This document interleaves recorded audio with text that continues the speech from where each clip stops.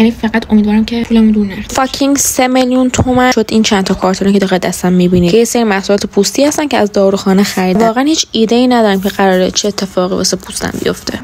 خوب میده. برای اینکه پوستم خراب‌تر نشه از ChatGPT کمک گرفتم. میگفت اینجا آپراسیون استفاده کنم، ولی از اونجایی که پوست من واقعا داغون شده بود ترجیح دادم که از هر چی محصول پوستی دارم استفاده کنم تا ببینم جواب میده یا نه.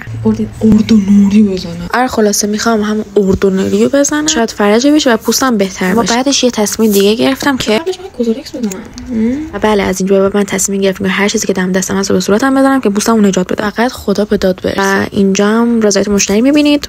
یکم صبر می‌کنم تا اینا جذب بشه. دو کلمه از مادر عروسو بشنویم که میگه بعد چون که اولین ویدیویی هست که دارم این شکلی میگیرم و آره امیدوارم که جواب بده. خلاص کار امیدوارم که کارمو دوست داشته باشین. بتونم ویدیوهای بیشتری براتون بگیرم. واقعا نمی‌دونم داشتم با پوستم چیکار می‌کردم. فقط می‌دونستم همه چیزو دارم رو صورتم زنم. Water cream all free from و روی هر چی معلم زبان بود برد. Excuse me guys. My English so bad. نظر کلی میخوام در مورد این محصولات بگم. خیلی چرب بود. خب خیلی زود جذب شد. صبح که مغز بیدار شدم صورتم دقیقاً عین آینه بود. و بالاخره دان. در آخر بریم قبل و بعد پوستمو ببینیم که واقعا از تغییرش خیلی راضی بودم.